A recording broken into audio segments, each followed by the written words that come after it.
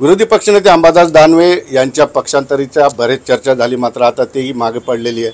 दुसरी चर्चा आता चंद्रकांत खैरे यांना ते भेटले स्वतःहून, त्यांना पेढे भरवले आणि दोघांमध्ये मनोमिलन झालेलं आहे। यात विषय बोलण्यासाठी माझ्यासोबत अंबादास दानवे। दादा, काय म्हणाल? एकंदरीतच पेढे भरवलं, आता सगळं गोड आहे। मला असं वाटतं संघटनेचं काम करणं माझं कर्तव्य आहे, तर मी काही केलं असं काही फार मोठं केलं असं मी समजत नाही। माझी ती जबाबदारी आहे, जबाबदारी पार पाडतो आणि पाडणार आहे। पण हा गोडवा टिकेल बराच दिवस? का नाही टिकणार?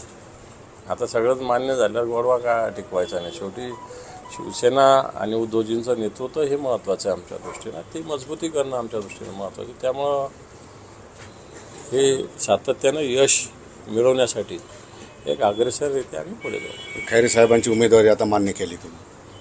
मान्य न मान्याचा काय प्रश्न? तुम्ही संघटनेचा, शिवसेनेचा शिस्तबद्ध शिवसैनिक पक्षादेश जो आहे तो अंतिम, तर मान्य न मान्य शिवसेना थोडे तुमचा दावा होता म्हणून प्रश्न संपला। ज्या दिवशी जाहीर झालं त्या दिवशी संपला, ज्या दिवशी जाहीर व्हायचं तोपर्यंत होता। नाराजी संपली तोपर्यंत होतं, तेव्हापर्यंत जे करायचं ते सगळं केलं मी। पण दुसरी बरीच चर्चा झाली की तुम्ही शिंदे गटामध्ये जाणार, आता ती चर्चा सुद्धा मागे पडायला पाहिजे। संपलं ना आता, त्याच्याविषयी मी परवा प्रेस घेतली। आता कोणी तशी बातमी जरी लावली त्याच्यावर मी मानाने दावा दाखल करणार।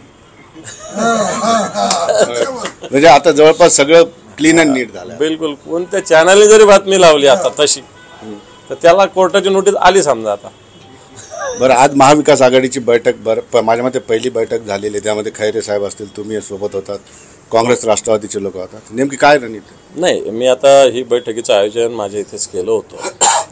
सगळ्या पक्षाचे प्रमुख पदाधिकाऱ्यांना निमंत्रण देऊन एक समन्वय, कारण आम्ही सरकारसोबत चालवलो पण निवडणूक अजून सोबत लढलेलो नाही, पहिल्यांदा निवडणूक सोबत लढतो।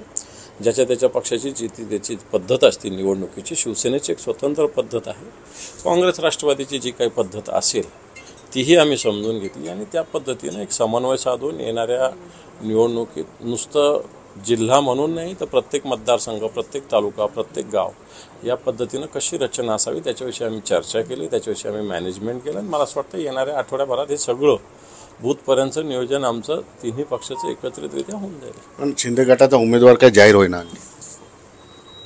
उमेदवार सापडेना त्यांना, जाहीर होईना नाही, त्यांना उमेदवार सापडेना। जो आहे इथला तो चालत नाही, मग बाहेरचा बोलवायचा तो बारा वाटला तर तो इथला नाही, असे काही ना काही त्यांच्या मनात येतात। त्यामुळं उमेदवार त्यांना सापडेना, जाहीर होईना हा शब्द चुकीचा आहे, उमेदवारच सापडत नाही त्यांना, असं माझं स्पष्ट मत आहे। निश्चितपणे आपण या ठिकाणी बघितलेलं की यानंतर अंबादास दानवे पक्ष सोडणार अशा जर बातम्या कुणी केल्या तर प्रसारमाध्यमांच्या विरोधात कायदेशीर कारवाई केली जाईल, असा पद्धतीचा इशारा अंबादास दानवे यांनी दिला। आणि दुसरी महत्त्वाची गोष्ट की आता जे काय असेल ते मागं पडले आणि फक्त पक्षासाठी जोरदार काम करू असे आश्वासन सुद्धा त्यांनी दिले। सिद्धार्थ गोदाम, न्यूज 18 लोकमत, छत्रपती संभाजीनगर।